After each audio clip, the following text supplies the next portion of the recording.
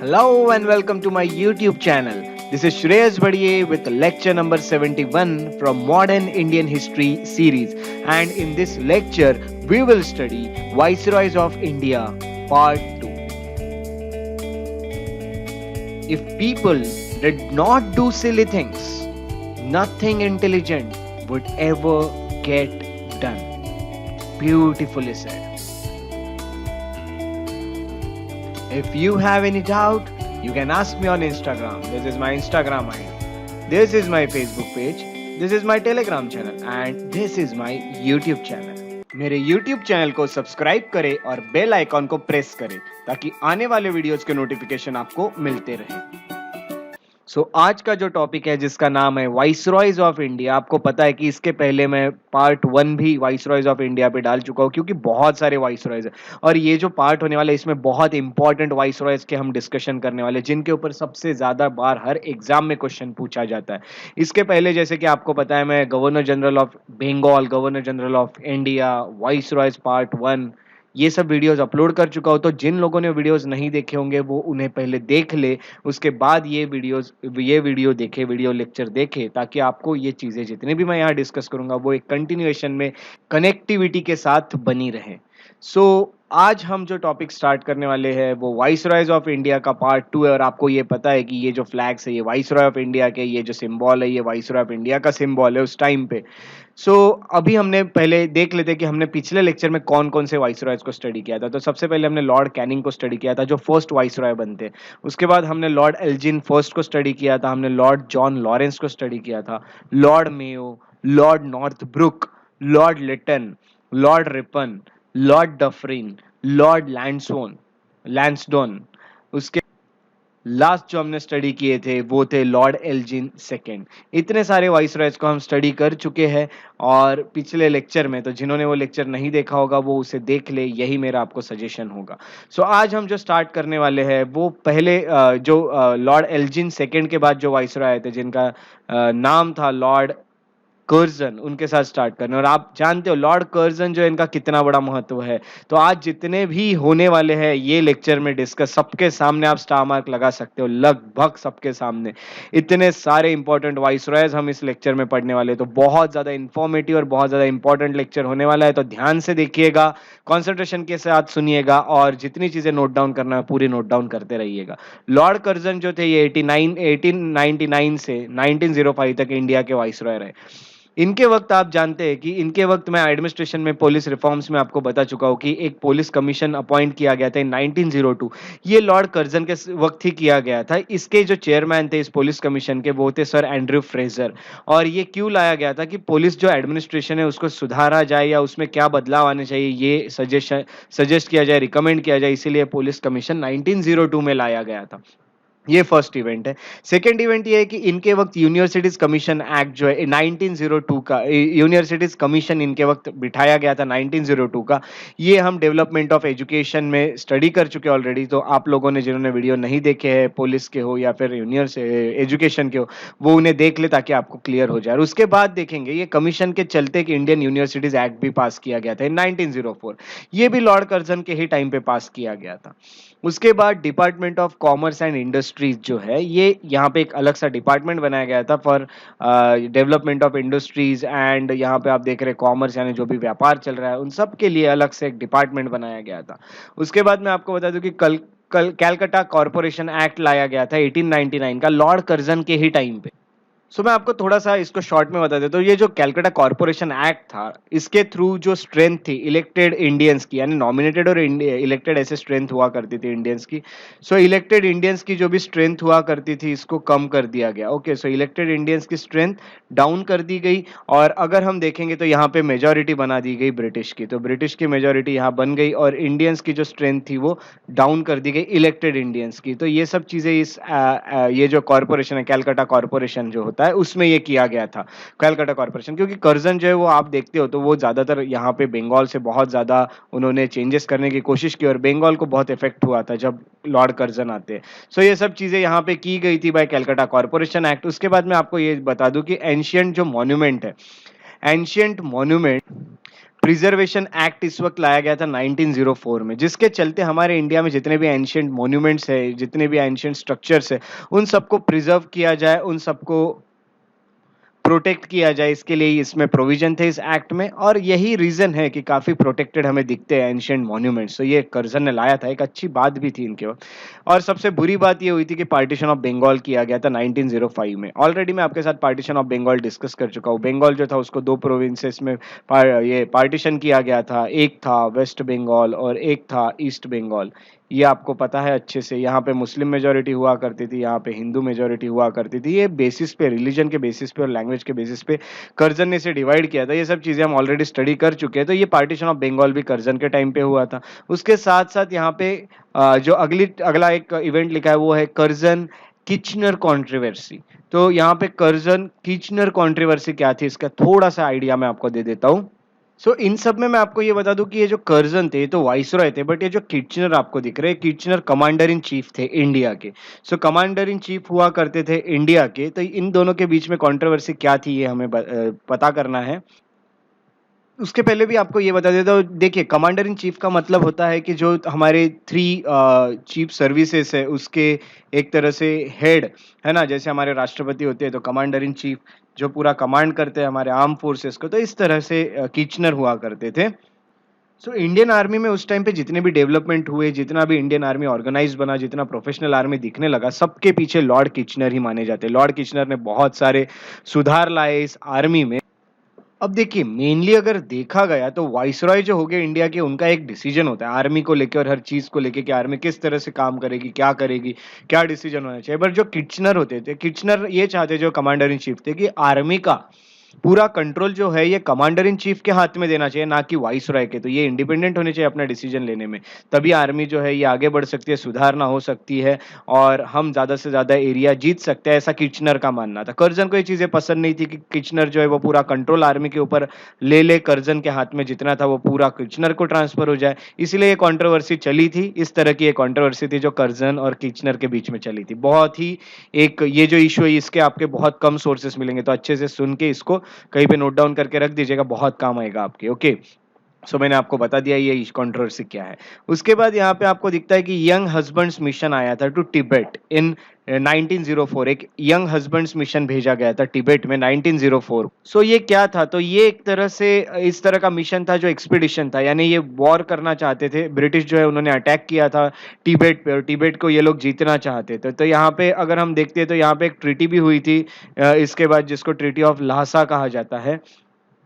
इसमें अगर हम देखते हैं तो ये जो मिशन था इसमें ब्रिटिश की जीत हुई थी। तो यंग हस्बैंड्स मिशन जो है वो भेजा गया था तिब्बत में 1904। तो ये आपको लग रहा होगा कि ये यंग हस्बैंड्स ऐसा नाम क्यों लिखा है। तो यंग हस्बैंड्स जो है ये कमांडर थे जिनके अंडर ये एक्सपीडिशन भेजा था तिब्बत में, तो ये कमांडर का नाम है यंग हस्बैंड। तो ये मिशन भेजा गया था ड्यूरिंग लॉर्ड कर्जन।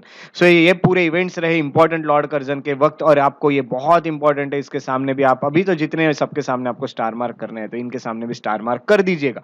ये रहे लॉर्ड कर्जन। आपको ऐसी इंफॉर्मेशन मिली है ये दो जो आपको बहुत कम लोगों को ये चीजें पता है। तो आप खुद को बाकी लोगों से थोड़ा सा यहाँ पे बेहतर मान सकते हैं अभी। ओके, थोड़ा नहीं, मुझे पता है आप सब लोग बहुत ही बेहतर है सभी से। उसके बाद हम जो अगले वाइसरॉय को पढ़ने वाले हैं वो है लॉर्ड मिंटो। तो अब हम पढ़ने वाले लॉर्ड मिंटो सेकंड को। लॉर्ड मिंटो सेकंड जो है ये 1905 से 1910 तक रहे। मैं आपको ये बताऊं कि एंटी पार्टीशन जो है और स्वदेशी मूवमेंट जो है ये इन्हीं के वक्त बहुत जोर से चली थी। आपको पता है लॉर्ड कर्जन के वक्त तो पार्टीशन हुआ था, बट जो एंटी पार्टीशन मूवमेंट चली थी 1905 से आगे, वो चली थी लॉर्ड मिंटो सेकंड के वक्त। तो ये पूरी इनके वक्त चली। उसके साथ साथ स्वदेशी मूवमेंट चलाई गई थी बंगाल में, जिसमें हमने विरोध किया था जो बंगाल का पार्टीशन हुआ था उसको। ये सब चीजें यहाँ पे चली। उसके साथ साथ स्प्लिट हुआ था कांग्रेस में और एक एनुअल सेशन हुआ था 1907 का सूरत सेशन, जो लॉर्ड मिंटो सेकंड के टाइम पे ही हुआ था। आपको पता है कांग्रेस में जो स्प्लिट हुआ था वो बिटवीन किसके बीच में हुआ था, तो मॉडरेट्स एंड एक्सट्रीमिस्ट। ये सब हम स्टडी कर चुके हैं अपने लेक्चर्स में। उसके साथ साथ सूरत में ही ये सेशन जो था वहां पे ये स्प्लिट हुआ था। तो सूरत में ये सेशन हुआ था 1907 में, तब ये स्प्लिट हुआ था। उसके बाद जो इंपॉर्टेंट इवेंट हुआ था वो था establishment of Muslim league. Muslim league की स्थापना की गई थी बाय आगा खान इन 1906। ये भी हम एस्टैब्लिशमेंट ऑफ मुस्लिम लीग ये भी हम पढ़ चुके हैं हमारे लेक्चर्स में। ये सब लॉर्ड मिंटो जो सेकंड है उनके वक्त की ये सुधारणाएं हैं। उसके बाद हम जिनको पढ़ने वाले हैं वो है लॉर्ड हार्डिंग। तो लॉर्ड हार्डिंग जो है सेकंड, इनको हम स्टडी करने वाले हैं। 1910 से 1916 तक इनका टेन्योर रहा। ये यहाँ तक इंडिया के वॉइसरॉय रहे थे। इनके वक्त सबसे पहले क्या हुआ, तो बंगाल प्रेसिडेंसी जो है, जैसे बॉम्बे मद्रास प्रेसिडेंसी बनी थी, हमने पहले के जो लेक्चर से उसमें देखा था किस किस के टाइम पे बनी थी ये, है ना। तो आपको पता है बॉम्बे किसके टाइम पे बनी थी, मद्रास किसके टाइम पे बनी थी। वैसे बंगाल को भी एक प्रेसिडेंसी बना दिया गया इन ईयर 1911। जो कैपिटल है ब्रिटिश का कैपिटल जो कैलकाटा में हुआ करता था, उसको दिल्ली में शिफ्ट कर दिया गया 1911 में। उसके साथ साथ हिंदू महासभा की स्थापना हुई थी 1915 में, और हिंदू महासभा की स्थापना की थी मदन मोहन मालवीय जी ने 1915 में। ये भी लॉर्ड हार्डिंग सेकेंड जो है इन्हीं के वक्त हुआ था।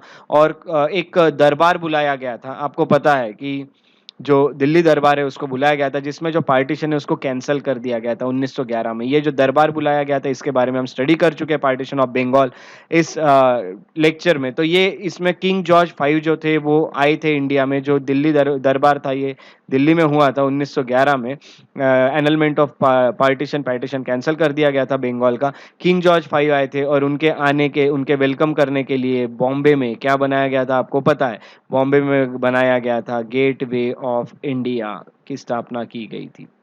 ओके, सो ये सब आपको अभी पता है, ऑलरेडी हम लेक्चर में पढ़ चुके हैं। उसके बाद जो अगले हम पढ़ने वाले हैं वाइस रॉय, वो बनते हैं लॉर्ड चेम्सफोर्ड। जो लॉर्ड चेम्सफोर्ड थे ये वाइस रॉय बनते हैं 1916 से 1911 में।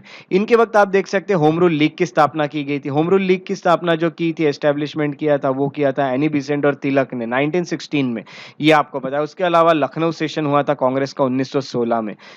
जो लखनऊ सेशन है उसमें मैं एक डिटेल आपका लेक्चर लेने वाला हूँ। तो अभी जो कल आपका लेक्चर आने वाला है वो लखनऊ सेशन पे आएगा। जो टॉपिक एक छूट गया था ऐसा मुझे लग रहा है, जिस पे मुझे एक लेक्चर लेना चाहिए, ऐसा भी मुझे फील हुआ, तो इसका एक स्पेशल लेक्चर मैं लेने वाला हूँ और कल आपका ये लेक्चर होगा। लखनऊ सेशन जो है कांग्रेस का 1916 में हुआ था। लखनऊ सेशन की सबसे बड़ी खासियत ये थी कि उसमें लखनऊ पैक्ट हुआ था। लखनऊ पैक्ट जो हुआ था वो कांग्रेस और मुस्लिम लीग के बीच में हुआ था 1916 में। तो ये कांग्रेस और मुस्लिम लीग जो थी ये दोनों एक हो गए थे, इनका अलायंस बन गया था। लखनऊ पैक्ट के दौरान इन दोनों ने साथ में काम करने का सोचा था, जिसको लखनऊ पैक्ट कहा जाता है। उसके साथ साथ लखनऊ सेक्शन में एक और चीज हुई थी, वो हुआ था कि मॉडरेट और एक्सट्रीमिस्ट जो कि अलग हुए थे सूरत सेशन में, वो यहाँ पे एक हो गए थे। ओके, तो मॉडरेट एक्सट्रीमिस्ट फिर से एक हो गए थे, इन दोनों में मर्जर हुआ था कांग्रेस में। तो कांग्रेस में दो चीजें हुई थी लखनऊ सेशन के दौरान, जो मैं कल आपके साथ डिटेल में डिस्कस कर लूंगा।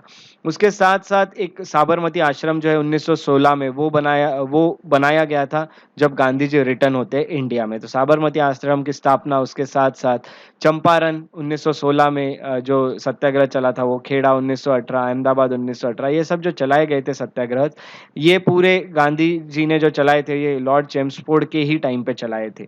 उसके साथ साथ मॉन्टेग्यू ऑगस्ट डिक्लेरेशन आया था 1917 में। मॉन्टेग्यू का ऑगस्ट डिक्लेरेशन क्या था ये हम ऑलरेडी देख चुके हैं।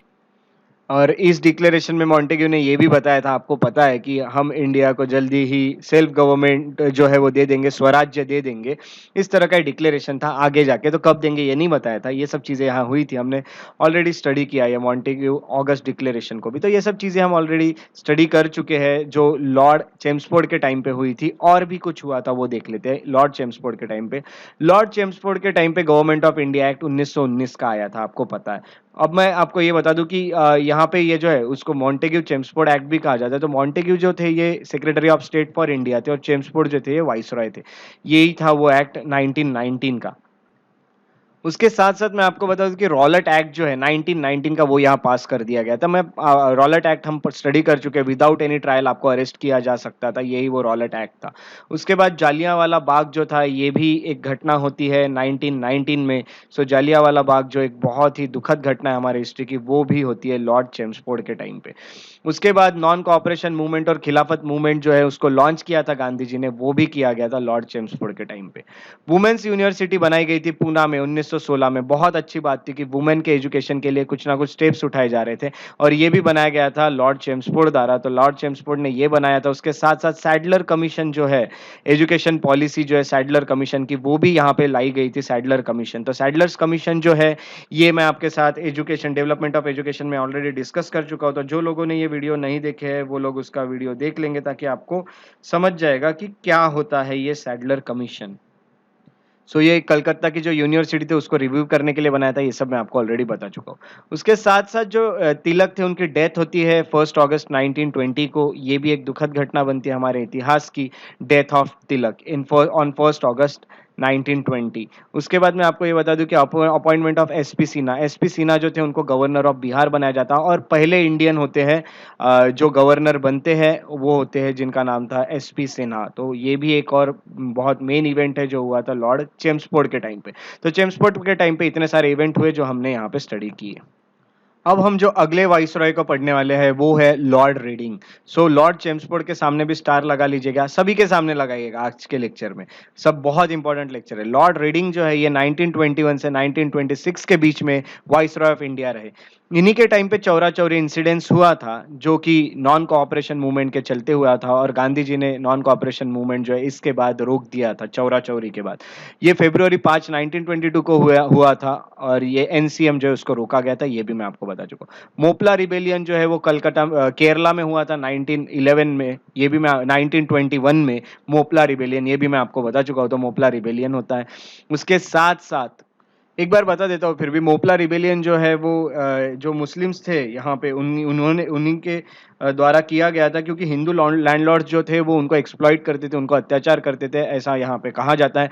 सो ये सब चीज़ों के चलते मोपला रिबेलियन हुआ था। उसके साथ साथ जो प्रेस एक्ट था 1910 का, 1910 का जो प्रेस एक्ट लाया गया था उसको रिपील कर दिया गया था लॉर्ड रीडिंग के टाइम पे। और रॉलेट एक्ट जो है ये 1919 का जो है ये भी यहाँ पे रिपील कर दिया जाता है, ये भी खत्म कर दिया जाता है। रॉलेट एक्ट और प्रेस एक्ट जो था 1910 का, इन दोनों को खत्म कर दिया गया लॉर्ड रीडिंग के टाइम पे। ये प्रेस एक्ट के इसमें हम ऑलरेडी पढ़ चुके हैं कि क्या होता है प्रेस एक्ट 1910 का, उसको किस तरह से रिपील किया गया, उसको बंद करा दिया गया। उसके बाद क्रिमिनल लॉ अमेंडमेंट एक्ट यहाँ पे पास किया गया था और एबॉलिशन ऑफ कॉटन एक्साइज। सो जो लॉ था क्रिमिनल लॉ उसमें थोड़े चेंजेस कर दिए गए थे, उसको और ज़्यादा स्ट्रिक्ट कर दिया गया था क्रिमिनल लॉज को।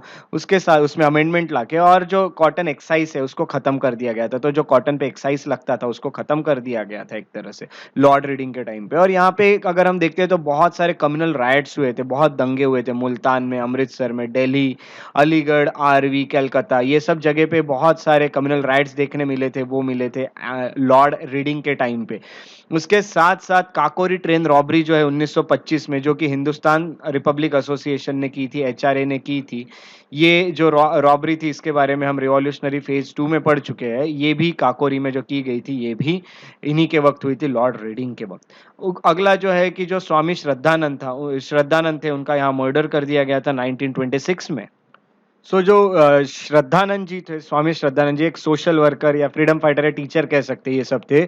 तो इनका असेसिनेशन कर दिया गया था बाय अब्दुल राशिद। तो अब्दुल राशिद जो थे उन्होंने गन से इनका असेसिनेशन कर दिया गया था और इनकी डेथ दिल्ली में हुई थी 23 दिसंबर 1926 को, स्वामी श्रद्धानंद की।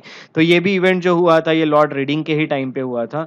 उसके साथ साथ मैं आपको ये बता दूं कि एस्टेब्लिशमेंट ऑफ स्वराज पार्टी, जो स्वराज पार्टी थी उसकी स्थापना की गई थी by CR Das and Motilal Nehru. Congress में से एक स्वराज पार्टी निकली थी, प्रो चेंजर्स जिनको कहा जाता है, मैं ऑलरेडी आपके साथ डिस्कस कर चुका हूँ। तो ये जो है कांग्रेस आईएनसी में से ही निकली हुई एक पार्टी थी जिसको कहा जाता है स्वराज पार्टी। और स्वराज पार्टी की स्थापना जो की थी सीआर दास और मोतीलाल नेहरू ने, वो 1922 में, जो कि रीडिंग के ही टाइम पे हुई थी। उसके बाद मैं आपको ये बता दूं कि जो डिसीजन था कि इंडियन सिविल सर्विस की एग्जाम होती है आईसीएस की, वो दिल्ली और लंदन दोनों जगह ली जाए। पहले सिर्फ इंग्लैंड में होती थी, लंदन में होती थी, तो बाद में इंडिया में भी ली जाए, यानी दिल्ली में भी ली जाए। ये सब डिसीजन जो है ये यहाँ लिया गया था और इसको इफेक्ट में आया था 1923 से, ड्यूरिंग लॉर्ड रीडिंग। तो लॉर्ड रीडिंग के वक्त इतनी सारी इंपॉर्टेंट चीजें हुई जो आपके लिए बहुत इंपॉर्टेंट है एग्जाम पॉइंट ऑफ व्यू। तो इन्हें भी स्टार मार्क कर दीजिएगा। उसके बाद जो हम आगे के वाइसरॉय पढ़ने वाले हैं वो है लॉर्ड आयरविन। लॉर्ड आयरविन जो है ये, इनका नाम तो आपने अच्छे से सुना है। लॉर्ड आयरविन जो है ये 1926 से 1931 तक वाइसरॉय रहते हैं इंडिया के। सबसे पहले मैं आपको बता दूं कि जो साइमन कमीशन आया था इंडिया में 1928 में, वो लॉर्ड आयरविन के टाइम पे आया था, जिसको इंडियंस ने बॉयकॉट किया था। उसके बाद ऑल पार्टी कॉन्फ्रेंस जो हुआ था लखनऊ में 1928 को, वो भी लॉर्ड आयरविन के ही वक्त हुआ था। और मैं आपको ये भी बता दूं कि यहाँ पे ये बताया गया था कि जो कॉन्स्टिट्यूशन ऑफ इंडिया है वो यहाँ लिखा जाएगा, जो नेहरू रिपोर्ट के तौर पे यहाँ लिखा गया था, ऑलरेडी आपके साथ डिस्कस कर चुका हूँ।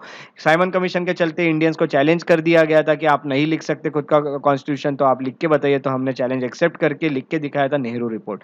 उसके साथ साथ एक हारकॉट बटलर जो है इंडियन स्टेट्स कमीशन, ये बिठाया गया था 1927 में। सो ये जो बटलर कमीशन था, इसे बटलर कमीशन नाम से भी जाना जाता है, 1927 का, 1927 का, इसीलिए बिठाया गया था कि जो रिलेशंस है वो क्या रहेंगे ब्रिटिश गवर्नमेंट के बीच में और जो प्रिंसेस है प्रिंसली स्टेट्स के उनके बीच में, क्योंकि प्रिंसली स्टेट जो है वो एक तरह से इंडिपेंडेंट थे। तो इन दोनों के बीच में किस तरह का रिलेशन सेटअप करना है, कितना पावर उनको देना है, कितना उन पे कंट्रोल रखना है, ये सब चीजें यहाँ पे बटलर कमीशन जो है वो यहाँ रिकमेंड करने वाला था। इसलिए यहाँ बटलर कमीशन बिठाया गया था 1927 में, जो कि लॉर्ड आयरविन के वक्त लाया था। उसके बाद मैं आपको ये बता दूं कि जो सॉन्डर्स थे उनकी हत्या कर दी गई थी। सॉन्डर्स जो थे वो जो असिस्टेंट सुपरिटेंडेंट ऑफ पुलिस थे, वो स्कॉट को मारने का प्लान था बट सॉन्डर्स मारे गए थे। HSRA जो था, हिंदुस्तान सोशलिस्ट रिपब्लिक एसोसिएशन, उन लोगों ने ये इस काम को अंजाम दिया था सॉन्डर्स, क्योंकि सॉन्डर्स जो थे वो जो लाला लाजपत राय की डेथ हुई थी, स्कॉट जो थे वो लाला लाजपत राय की जो डेथ हुई थी उसके पीछे रेस्पॉन्सिबल थे, ऐसा यहाँ माना गया है और ऐसा था भी। सो इसीलिए उनको मारने गए थे बट सॉन्डर्स मारे गए थे। ये सब इवेंट आपको पता है, ये भी आयरविन के वक्त ही हुआ था। उसके साथ साथ असेंबली हॉल में बॉम्ब डाला गया था 1921 by Bhagat Singh and Batukeshwar Dutta in 1927। Murder of Saunders जो था ये भगत सिंह, राजगुरु और सुखदेव इसमें इन्वॉल्व थे। उसके साथ साथ लाहौर कॉन्स्पिरेसी केस जो है ये चली थी इन तीनों के खिलाफ, और डेथ हुई थी जतिन दास की। यहाँ पे हंगर स्ट्राइक किया गया था, आपको पता है, जेल में। सो हंगर स्ट्राइक के दौरान जो जतिन दास थे उनकी डेथ भी हुई थी। ये भी लॉर्ड आयरविन के टाइम पे हुआ था, और बॉम्ब एक्सीडेंट हुआ था ट्रेन में इन दिल्ली 1929। तो आपको पता है कि आयरविन को जो ट्रेन थी उसको जलाने की कोशिश कर दी गई थी, और इसके पीछे हमारे चंद्रशेखर आजाद जी थे। तो ये सब इंसिडेंट्स यहाँ पे हुए थे, और बहुत अच्छा एक कंट्रीब्यूशन रहा क्रांतिकारियों का भी। तो लॉर्ड आयरविन के टाइम पे इतने सारे क्रांतिकारियों की एक्टिविटीज यहाँ पे शुरू थी, एक्टिव थे क्रांतिकारी। लाहौर सेशन हुआ था कांग्रेस का 1929 में, लॉर्ड आयरविन के ही टाइम पे, और यहाँ पे पूर्ण स्वराज का जो रिजोल्यूशन था उसको यहाँ पे पास कर दिया गया था। कांग्रेस का जो एम था, जो कि पहले स्वराज्य हुआ करता था, डोमिनेंट स्टेटस हुआ था, उसको चेंज करके पूर्ण स्वराज्य कर दिया गया था लाहौर सेशन में इंडियन नेशनल कांग्रेस के। उसके साथ साथ दांडी मार्च जो है 12 मार्च को, जो गांधी जी ने लॉन्च किया था, सिविल डिसोबीडियंस मूवमेंट, ये भी इसी वक्त हुआ था। दांडी मार्च आपको पता है, ये जो दांडी मार्च था ये मार्चिंग थी, और इसके थ्रू एक सॉल्ट सत्याग्रह, एक नमक जो है उसका जो लॉ था ये तोड़ा गया था, और सिविल डिसोबीडियंस मूवमेंट को शुरुआत कर दी गई थी बाय गांधी। ये भी आयरविन के ही टाइम पे हुआ था। उसके साथ साथ एक दीपावली डिक्लेरेशन आया था बाय लॉर्ड आयरविन इन 1921, जिसमें ये लिखा गया था आयरविन द्वारा कि हम इंडिया को डोमिनियन स्टेटस देंगे, स्वराज्य देंगे। तो अभी हम तो भाई पूर्ण स्वराज्य मांग रहे थे, तो ये सब हम ऑलरेडी पढ़ चुके हैं। सो ये भी आयरविन के टाइम पे हुआ था। उसके साथ साथ first round table conference Irving के टाइम पे हुआ था, जिसको बॉयकॉट किया था इंडियन नेशनल कांग्रेस ने। उसके साथ साथ गांधी आयरविन पैक्ट भी हुआ था 1931 में, और सिविल डिसोबीडियंस मूवमेंट जो है उस चीज के चलते, इस पैक्ट के चलते सस्पेंड भी कर दिया गया था, और सेकेंड राउंड टेबल कॉन्फ्रेंस को बाद में अटेंड करने का भी सोचा गया था। ये सब चीजें लॉर्ड आयरविन के टाइम पे हुई थी। सो इनके सामने भी एक स्टार मार्क लगने वाला है आपके नोट्स में। सो ये थे लॉर्ड आयरविन के काम जो हमने देखे। उसके बाद जो अगले वाइसरॉय हमें स्टडी करने हैं वो है लॉर्ड विलिंगडन, 1931 से 36 में। सो यहाँ पे देखिए, सबसे मैं आपको पिछले स्लाइड में, आयरविन के स्लाइड में फिर से एक बार लेके जाता हूँ। यहाँ पे देखिए आयरविन पैक्ट हुआ था, जिसके थ्रू ये कहा गया था कि सेकेंड राउंड टेबल कॉन्फ्रेंस जो है उसमें जो कांग्रेस है वो अटेंड करेगा उसको। तो यही आगे जाके लॉर्ड विलिंगडन के टाइम पे दिखा। सेकेंड राउंड टेबल कॉन्फ्रेंस हुआ 1931 में, और ये जो है इसे यहाँ पे अटेंड किया था बाय इंडियन नेशनल कांग्रेस। ये जो कॉन्फ्रेंस था ये फेल हुआ, क्योंकि जो कांग्रेस की डिमांड थी यहाँ पे पूरी नहीं की गई थी। हमारे देश की जो डिमांड होगी वो भी यहाँ पूरी नहीं की गई थी, और सिविल डिसोबीडियंस मूवमेंट जो था ये फिर से रिज्यूम कर दिया गया सेकेंड फेज में। ये सब चीजें हम यहाँ पढ़ चुके हैं, लॉर्ड विलिंगडन के टाइम पे ये हुआ था। उसके साथ साथ कम्युनल अवार्ड जो है उसका यहाँ पे अनाउंसमेंट किया गया था, यानी और भी हम देखते हैं कि सेपरेट इलेक्टोरेट, यहाँ सेपरेट कम्युनल इलेक्टोरेट यहाँ पे देने वाले थे। सो सेपरेट इलेक्टोरेट क्या होते हैं मैं ऑलरेडी आपको बता चुका हूँ। सो ये सब चीज़ें तो हम ऑलरेडी स्टडी कर चुके हैं। सेपरेट इलेक्टोरेट में फिर से एक बार बताया, सेपरेट इलेक्टोरेट में जो इंसान यहाँ पे कंटेस्ट कर रहा है जिस भी कम्युनिटी का, उसी कम्युनिटी के लोग उसे वोट कर सकते हैं। ऐसा एक सेपरेट इलेक्टोरेट होता है जो कि यहाँ लाया गया था। और यहाँ पे डिप्रेस्ड क्लासेस जो है उनको भी यहाँ पे देने का सोचा गया था, जिसके चलते गांधी जी ने यहाँ पे एक येरवड़ा प्रिजन में हंगर स्ट्राइक किया था, फास्ट अनटू डेथ। ये कहा जाता है कि जब तक मैं मेरी डिमांड पूरी नहीं हो जाती, जब तक ये कम्युनल अवार्ड कैंसिल नहीं हो जाता है, सेपरेट इलेक्टोरेट बंद नहीं हो जाता, क्योंकि ये यूनिटी पे सवाल है कि आप बांट रहे हो अलग अलग अलग एक ही कम्युनिटी में अलग अलग बना रहे हो सबको। तो ये सब गांधी जी की डिमांड थी कि इसको एक तरह से रोक दिया जाए, और ये रोक जब तक रोका नहीं जाता तब तक मैं फास्ट करूंगा, ये गांधी जी ने कहा था, चाहे मेरी मौत क्यों ना हो जाए। तो ये बाद में तोड़ा भी गया था पूना पैक्ट के द्वारा। पूना पैक्ट जो था वो साइन किया गया था बिटवीन महात्मा गांधी एंड अंबेडकर, है ना। तो अंबेडकर एंड गांधी जो है, तो डॉक्टर बी आर अंबेडकर और गांधी जी के बीच में ये पूना पैक्ट भी साइन किया गया था। ये भी साइन किया गया था लॉर्ड विलिंगडन के टाइम पे। तो अच्छे से याद रखिएगा। उसके बाद थर्ड राउंड टेबल कॉन्फ्रेंस भी हुआ था, जिसको कांग्रेस ने बॉयकॉट किया था। उसके बाद मैं आपको ये बता दूं कि जो गवर्नमेंट ऑफ इंडिया एक्ट है 1935 का, वो भी आया था ड्यूरिंग लॉर्ड विलिंगडन। तो वो लॉर्ड विलिंगडन के वक्त ही ये भी एक्ट आया था 1935 का, गवर्नमेंट ऑफ इंडिया एक्ट। उसके साथ साथ ऑल इंडिया किसान सभा जो है उसकी स्थापना की गई थी 1936 में। कांग्रेस सोशलिस्ट पार्टी जो है उसकी भी स्थापना की गई थी, हम ऑलरेडी पढ़ चुके हैं, आचार्य नरेंद्र देव और जयप्रकाश नारायण ने 1934 में। तो ये सब जो इवेंट है ये भी होते हैं ड्यूरिंग जो विलिंगडन है उन्हीं के टाइम पे। और बर्मा जो है उसको सेपरेट कर दिया गया इंडिया से 1935 में। बर्मा जो है उसको बर्मीज वॉर के थ्रू ब्रिटिश ने अपने कब्जे में ले लिया था, म्यांमार जो आज नाम से जाना जाता है, और उसको इंडिया में ही जोड़ दिया था। बट उसको सेपरेट कर दिया गया था इंडिया से 1935 में, विलिंगडन के पीरियड में ये सब काम हुए थे। ये था महत्व लॉर्ड विलिंगडन का, जो कि रहे 1931 से 1936 तक इंडिया के वाइसरॉय। उसके बाद जो हम अगले स्टडी करने वाले हैं वो है लॉर्ड लिनलिथगो। लॉर्ड लिनलिथगो जो थे वो 1936 से 1944 तक इंडिया के वाइसरॉय बनते हैं। और लिनलिथगो जो है इनके वक्त काफी सारे काम हुए, इनके ऊपर तो बहुत बड़ा स्टार मार्क लगाइएगा आप। मैं सबसे पहले आपको ये बता दूं, जो पहला जनरल इलेक्शन हुआ था 36 का 1936-37 में, वो भी लिनलिथगो के टाइम पे हुआ था, जो हम ऑलरेडी डिस्कस कर चुके हैं, जिसमें कांग्रेस जीत गया था, एब्सोल्यूट मेजोरिटी से जीता था। जो कांग्रेस ने रिजाइन किया था मिनिस्ट्री से, जो सेकेंड वर्ल्ड वॉर में चलते जब ब्रिटिश ने हमारा सपोर्ट दिखाया था कि इंडिया का भी सपोर्ट है हमसे बिना पूछे, और ये सब जब चीजें का जब इशू चल रहे थे, तब कांग्रेस मिनिस्ट्री ने सब रिजाइन किया था, क्योंकि डिमांड्स पूरी नहीं हो रही थी हमारी। तो ये भी हुआ था इस इन्हीं के टाइम पे, है ना। तो वर्ल्ड वॉर भी इन्हीं के टाइम पे हुआ था, आप देख सकते हैं 1939 में। सुभाष चंद्र बोस जो थे वो कांग्रेस के प्रेसिडेंट बनते हैं, 51st सेशन जो था कांग्रेस का 1938 में, उसके। तो ये भी हुआ था लॉर्ड लिनलिथगो के टाइम पे ही।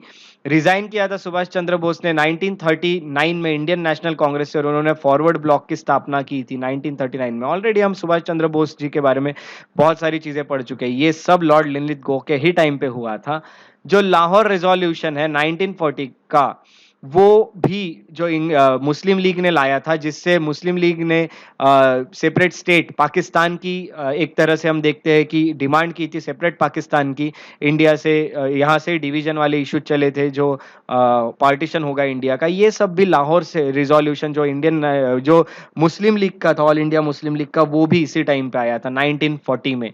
ये भी आपको अभी यहाँ पे पता चल चुका है। उसके साथ साथ ऑगस्ट ऑफर आया था 1940 में, जो वाइसरॉय ने लाया था, और उसको कांग्रेस जो थे उन्होंने क्रिटिसाइज किया था, और मुस्लिम लीग जो थे उन्होंने सपोर्ट किया था। तो ये ऑगस्ट ऑफर भी जो आया था वो लिनलिथगो के टाइम पे आया था। ऑगस्ट ऑफर क्या था ये हम ऑलरेडी बहुत ज्यादा डिटेल में स्टडी कर चुके हैं। उसके बाद देखते हैं तो जो विंस्टन चर्चिल थे, तो विंस्टन चर्चिल जो है वो इंग्लैंड के प्राइम मिनिस्टर करके चुने जाते हैं 1940 में। तो ये भी जो घटना हुई थी वो लिनलिथगो के ही टाइम पे हुई थी। और उसके साथ साथ अगर आप देखोगे तो सुभाष चंद्र बोस जो थे वो इंडिया से भाग जाते हैं, अपने जितने कार्य थे वो पूरे करने के लिए, और इंडियन नेशनल आर्मी को बनाते हैं। आपको पता है कि इंडिया से किस तरह से निकलते हैं सुभाष चंद्र बोस, और कितना बड़ा कॉन्ट्रीब्यूशन रहा उनका भी ये मूवमेंट में, जो स्ट्रगल चला इंडिया का, फ्रीडम स्ट्रगल। तो ये सब इवेंट भी सुभाष चंद्र बोस के जो हुए थे वो भी लिनलिथगो के ही टाइम पे हुए थे। तो आप देख रहे हैं इनका टाइम 1944 तक, काफी लंबे समय के लिए लिनलिथगो जो थे वो वाइसरॉय बनते हैं इंडिया के। ये सब यहाँ पे हुआ था। उसके साथ में आपको ये बता दूं कि क्रिप्स मिशन जो है, या फिर जो क्रिप्स प्लान है, जो हमको डोमिनियन स्टेटस देने आया था इंडिया को, जो कि हमने रिजेक्ट किया था, और उसमें लिखा था कि कॉन्स्टिट्यूंट असेंबली भी बनाई जाएगी, जो कांग्रेस ने रिजेक्ट किया था, क्योंकि हमको यहाँ डोमिनियन स्टेटस नहीं होना था, हमें यहाँ तो पूर्ण स्वराज्य होना था। बट कांग्रेस यहाँ पे दे रहे थे क्रिप्स मिशन के थ्रू वो लोग हमें डोमिनियन स्टेटस, तो हमने इसे रिजेक्ट कर दिया गया था। ये भी हुआ था लॉर्ड लिनलिथगो के टाइम पे। उसके साथ साथ क्विट इंडिया रिजोल्यूशन पास किया था कांग्रेस ने 1942 में। ये भी हुआ था लिनलिथगो के टाइम पे। और मैं आपको ये भी बता दूं कि अगस्त रिजोल्यूशन जो है, या फिर जिसको रिवोल्ट ऑफ 1942 कहा जाता है, ये भी हुआ था लिनलिथगो के टाइम पे। ये कब हुआ था? तो अगस्त रिवॉल्यूशन जो है ये हुआ था जब नेशनल लीडर्स जो है, जो मूवमेंट में पार्टिसिपेट कर रहे थे, उनको जब अरेस्ट कर लिया गया था मूवमेंट के चलते, तब ये अगस्त रिवॉल्यूशन आया था इंडिया में। सो इसी चीज का एक कड़ा विरोध था इस रिवॉल्यूशन के चलते, ये भी आपको अभी पता चल चुका है। डिवाइड एंड क्विट, ये स्लोगन दिया था कराची सेशन में मुस्लिम लीग ने, यानी डिवाइड करो और फिर इस देश को छोड़ दो ब्रिटिश को, ऐसा कहा गया था। तो ये स्लोगन दिया था कराची सेशन में मुस्लिम लीग ने। तो ये भी हुआ था लॉर्ड लिनलिथगो के टाइम पे। तो लॉर्ड लिनलिथगो के टाइम पे इतनी सारी चीजें हुई जो अभी हमने स्टडी की, तो अच्छे से इनके ऊपर स्टार मार्क कीजिएगा, बड़ा स्टार बनाइएगा, और ये सब जो चीजें इसको अपने नोट्स में शॉर्ट शॉर्ट में लिखिएगा, आपको याद रह जाएगी। उसके बाद जो हम अगले वाइसरॉय देखने वाले हैं वो है लॉर्ड वेवेल। तो लॉर्ड वेवेल जो है, इनका नाम तो आप अच्छे से जानते हैं, 1944 में आते हैं और 47 तक इंडिया के वाइसरॉय रहते हैं। लॉर्ड वेवेल जो आए थे वो उन्हीं के वक्त राजगोपालाचारी फॉर्मूला आया था। राजगोपालाचारी फॉर्मूला उसी इसी के लिए था कि जो मुस्लिम लीग और आईएनसी के बीच में जो भी डिस्प्यूट चल रहे उसको सॉल्व करने के लिए ये आया था, जिसे हम ऑलरेडी डिस्कस कर चुके हैं। राजगोपालाचारी फॉर्मूला वो 1944 में लॉर्ड वेवेल के टाइम पे आया था।